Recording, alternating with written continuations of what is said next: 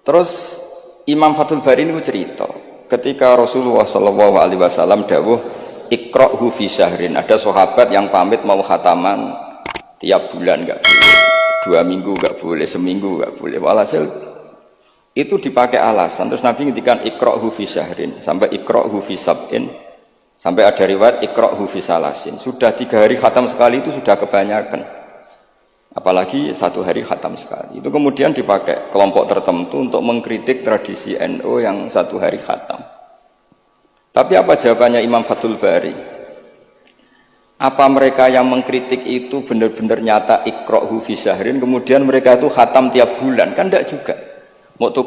Oke, kamu kritik enggak apa-apa dari Imam Sinten Ibnu Hajar Al-Asqalani, tapi kamu juga harus baca ikra'hu fi syahrin tiap bulan benar-benar apa? Khatam. Ikra'hu fi sab'in. Memang benar-benar tiap 7 hari khatam. Niki ngritik sing khataman sedina tapi ya ora khataman tiap 7 hari. Jangan bakatnya menjadi ngritik.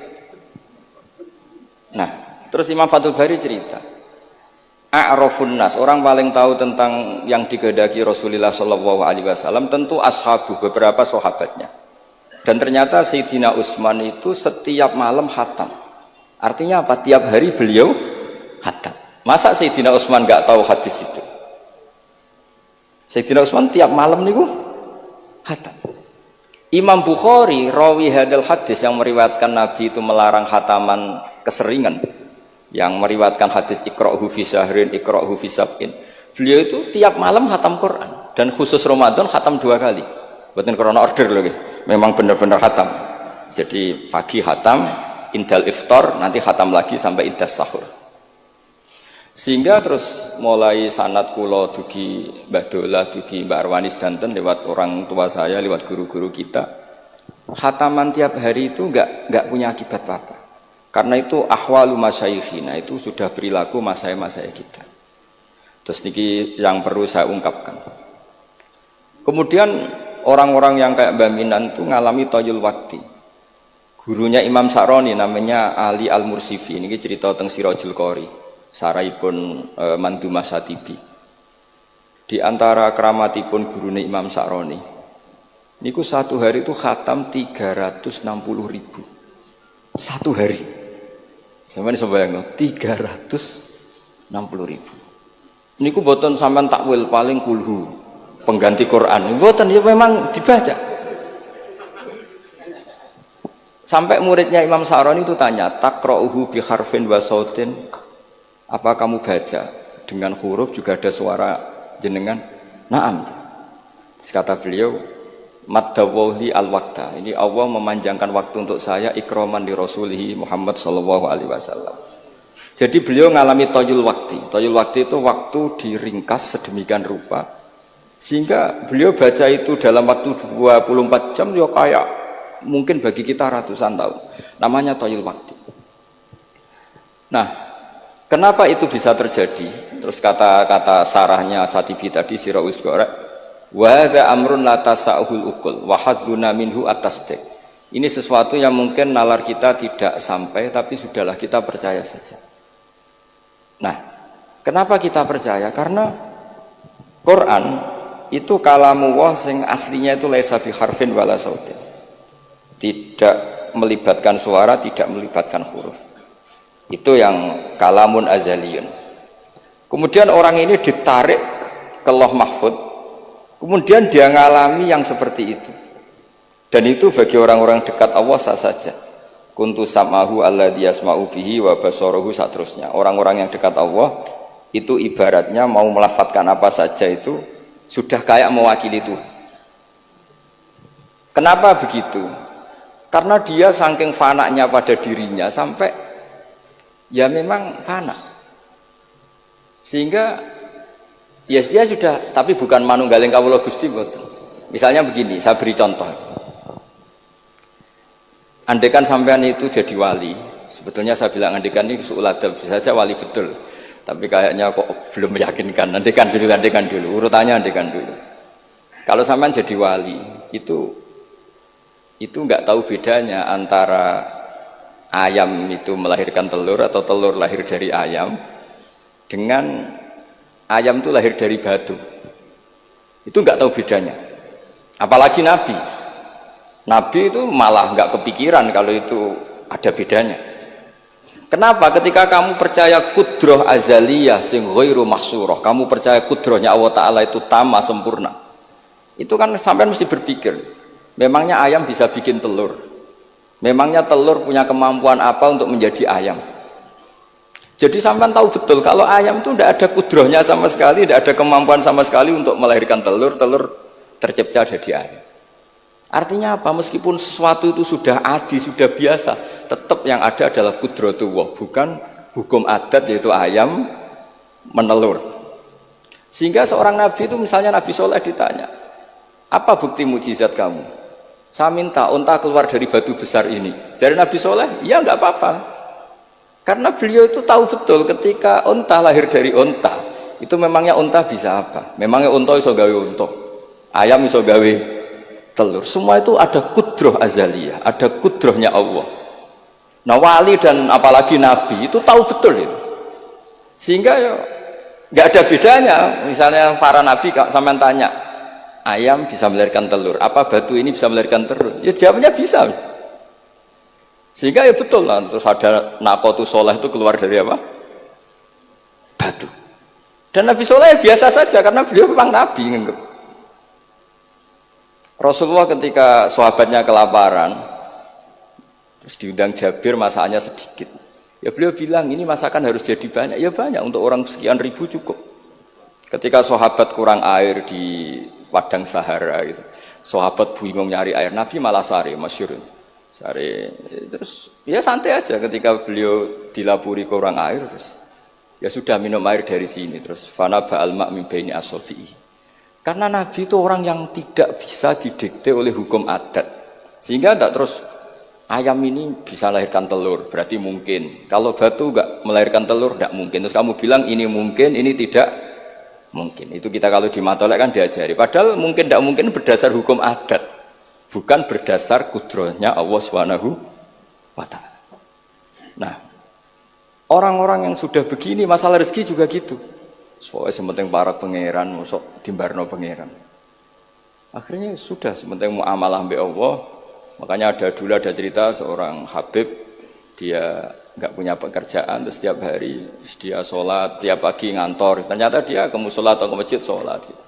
Terus kata Habib itu, ya Allah, semua orang yang kerja engkau gaji, maka saya ya harusnya engkau gaji. Iku yo terus sugih, tapi bukannya ditiru bore mergo. Jadi dia apa ngantor ya ora di kantor, ngantorin di masjid sholat. Tapi ini nggak boleh gaya-gayaan yang sudah makomnya seperti itu. Kalau sampean gak makome ribet. Tapi ini cerita ya, kalau tak belajar Quran. Sehingga para nabi itu gak kepikiran, misalnya Nabi Ibrahim itu gak kepikiran kalau api itu bisa membakar, karena beliau tahu api apa punya ikhtiar, api apa punya irodah, punya kehendak. Api apa punya cara yang diinginkan api itu untuk membakar saya, kan tidak juga, dia benda mati. Pasti itu murtangan Allah. Sehingga ketika beliau mau dibakar ya santai aja, beliau nggak tahu bedanya di sana sama di sini. Semua nabi itu begitu, ma kunta tadrimal kitab walal iman. Makanya semua nabi itu rata-rata ummi itu ya pokoknya sudah begitu. Makanya disuruh berdoa ya nggak mau. Kata malaikat Jibril, saya Jibril untuk nolong kamu. Tidak, saya tidak butuh kamu. Maksudnya kamu ngomong, nanti tak sampaikan ke Allah. Allah itu sudah tahu tanpa kamu. Hasbi min su'ali ilmuhu bihali. Itu Nabi. Nah, Rasulullah Muhammad SAW juga sama. Ketika mau perang Badar, itu kan musuhnya itu 1000 lah kira-kira gitu. Sahabat itu 300. Terkenalnya 313 sama dengan Ashabi apa itu? Talut itu. Apa itu waqatala apa Daud itu, Ashabi Daud itu. Itu Nabi ya santai saja.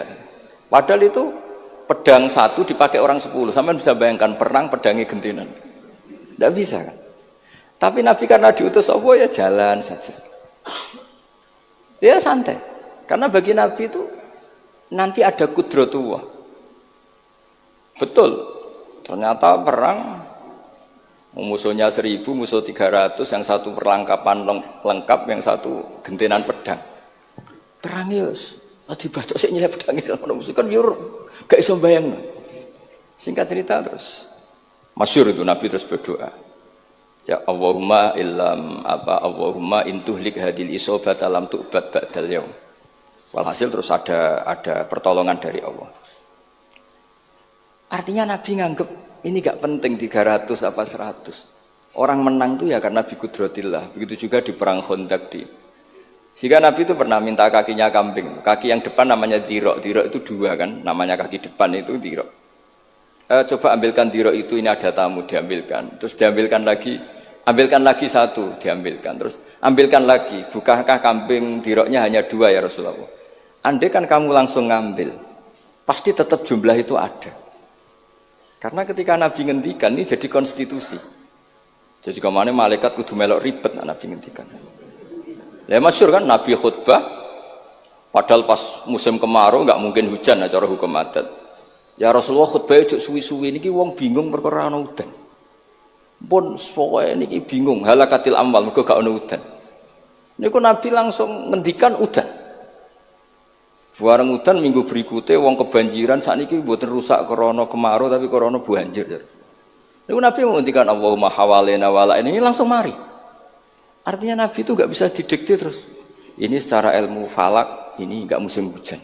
Nah, kiai saya kan perhitungan, gelem istisqa sausé didelok guys musim dari istisqa. Kalau di konco kiai ahli falak, ini kon istisqa ora gelem. Tak takoki kena apa? Tak hitung jek suwi kesudan iki. Engko ora ketara ramandine, dadi dekne ngenteni. Wis, yo ono kiai rontok politik ngoten yo. Tangan-tangan yo bener timbang terkenal ngobos kan nurono reputasi dadi. Iku yo. Tapi kalau Nabi itu ndak. Nabi itu makun tadrimal kita bualal iman. Karena kalau kita sudah makom itu nggak bisa didikte oleh al-ahkam al-adiyah. Nak pitik mulai rondok dari pitik. Makanya ketika ada kitab Al-Husnul Hamidiyah, hukum adat ini telah membodohkan kita lama sekali sehingga Anda tidak bisa percaya kudroh tamah. Dan ini kaitannya hormat baminan ini nanti tentang Quran. Nanti jenengan melihat mukjizat terus gampang selain.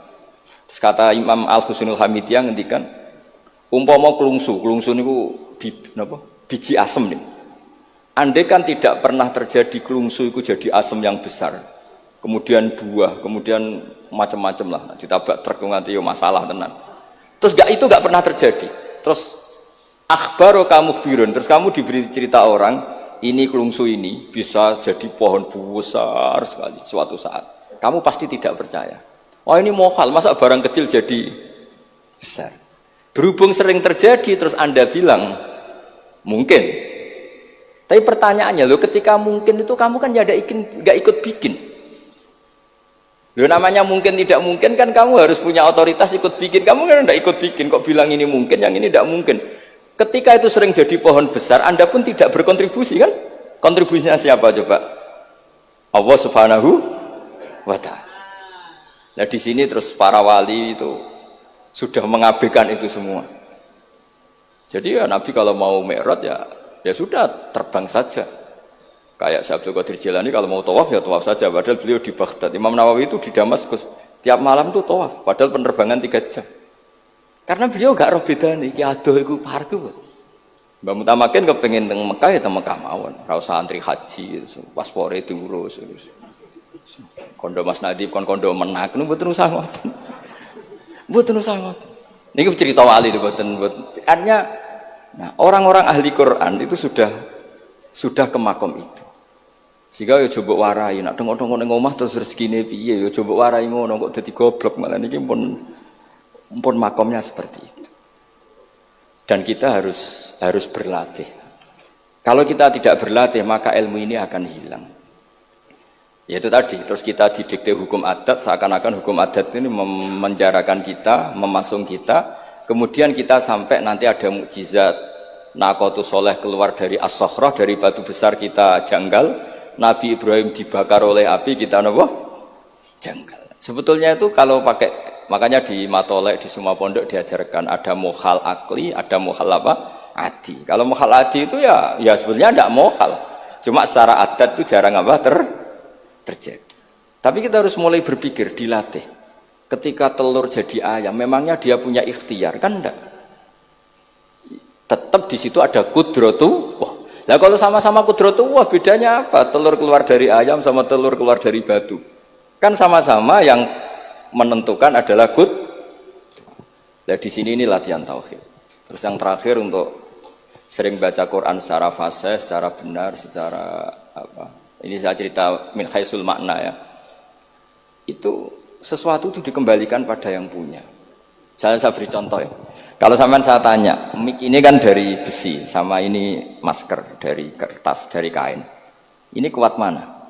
Pasti sampean menjawab kuat mic, karena ini materinya dari apa? Besi. Tapi Anda salah.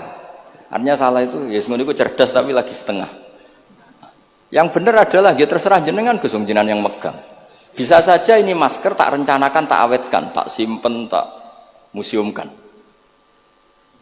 Saya punya rencana menghancurkan mic ini. Berarti nanti awet mana? Dinosaurus itu konstruksinya lebih kuat, tapi Allah menghendaki habis-habis. Pitik sing ngono isek nganti saiki. Nah, kira-kira seperti itulah hukum Allah. Karena agama itu apa? Jadi ya mam biadi malakutu kulli syai'. Agama itu berkeyakinan kalau ya terserah yang punya. Jadi kalau di depan agama kamu tidak bisa bilang ini lebih kuat timbang ini, tidak bisa. Tetap terserah yang Jadi kalau jenengan cerdas betul ditanya, mic ini sama masker kuat mana? Terserah jenengan. Atau kalau enggak, wallahu a'lam. Karena memang, iya apa artinya ini lebih kuat, tapi saya punya rencana menghancurkan. Tapi ini lemah, tapi aku punya rencana tak awetkan. Nah, seperti itu harus dilatih supaya kita terbiasa iman itu bil bayyinah, dengan argumen-argumen yang kuat. Karena memang syaratnya iman menurut banyak ulama ya, lam yakunil ladzina kafaru min ahlil kitab wal musyrikin munfakina hatta ta'tiyahumul bayyinah. Jadi sehingga semua rasul itu punya kecakapan itu. Makanya nanti kalau suatu saat jenengan dekat ajal, dekat apa, itu harus begitu juga dilatih. Ketika saya hidup ya tidak bisa mengatur kehidupan saya, cara kerja jantung, cara kerja organ tubuh kita. Sebenarnya kita hidup kan hidup saja, kita tidak tahu kenapa hidup. Tapi sawangane nak wis mangan menjaga kehidupan. Sawangane nak wis berobat menjaga apa? Kesehatan. Tapi kita bisa apa di depan kudratullah? Jadi harus dilatih terus. Karena ini ngaji berarti yang ahli Quran itu sekolah suwun.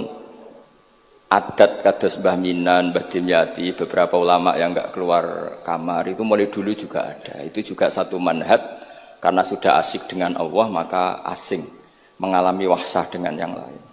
Tapi juga ada ulama yang milih kumpul orang banyak sehingga manfaati orang banyak. Dan menurut saya figur-figur di kajian itu sudah sempurna larnya. Ada model Mbah Dola, Mbah Sahal, Mbak Minan sendiri tertutup, tapi Ibu Umi Tuha sosialisasi kiroati kemana-mana. Sehingga ini pelajaran bagi kita bahwa pilihan dekat Allah itu variannya banyak. Yang penting ikhlas sambil terus belajar mendengarkan makalah-makalahnya ulama. Karena makalah ulama ini penting. Kita kalau nggak diwarai ulama itu tidak bisa cara berpikir bersanad. Saya sering didhawuhi Mbah Mun, ihdinas siratal mustaqim itu siratal ladzina an'amta alaihim. Kenapa tidak siratoka, jalanmu ya Allah?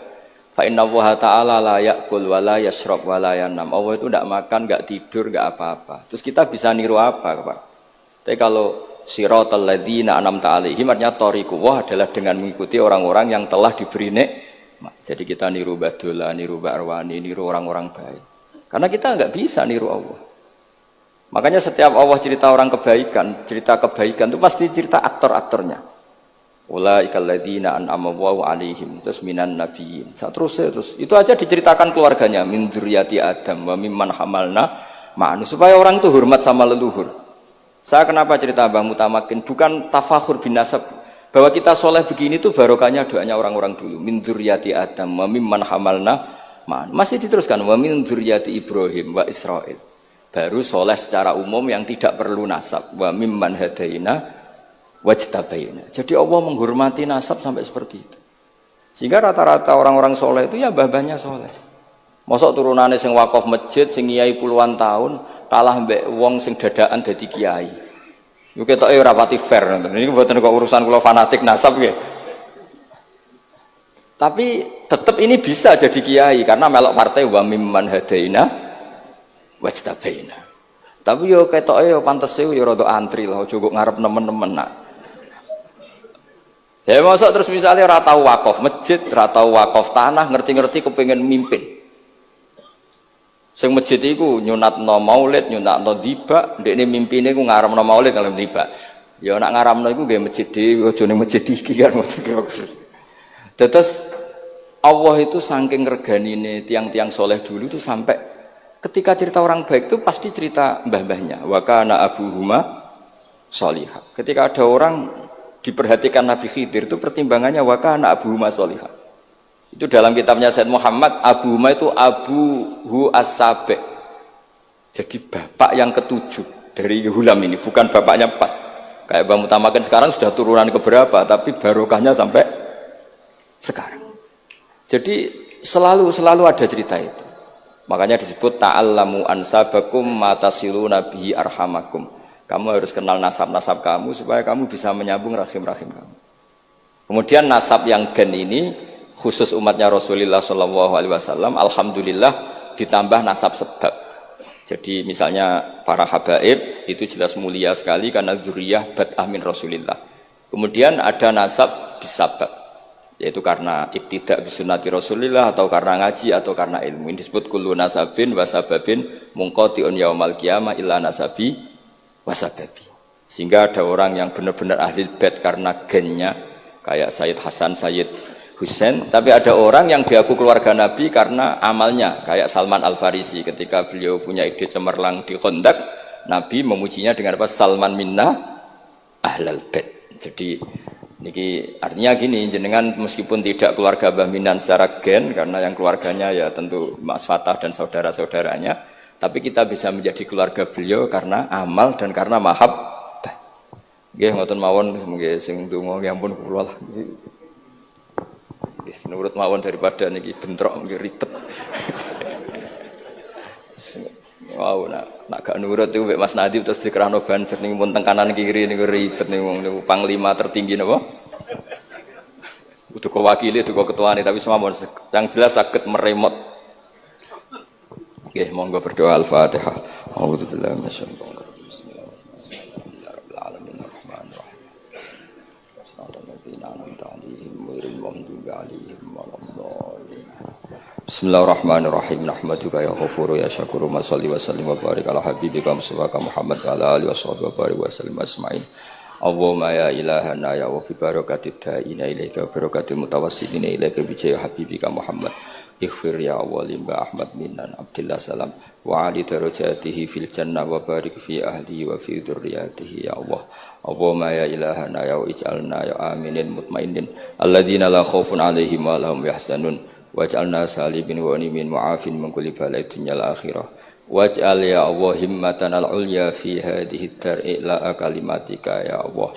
Hatta nakuna ya wa khudamatan di syariatika wa abnaina ya Allah wa abnaina fi khidmati syariatikal gharra al-bayda lailuha kana hariha ya Allah. Aqimna fi dzalika wa inna ala dzalika ya Allah. Rabbana atina fid dunya hasanah fil akhirati hasanah wa qina adzabannar. Sallallahu alaihi sayyidina Muhammad sallallahu alaihi wasallam. Subhana rabbika rabbil izzati amma yasifun wa salamun alal mursalin. Alhamdulillahi rabbil alamin. Bismillahirrahmanirrahim.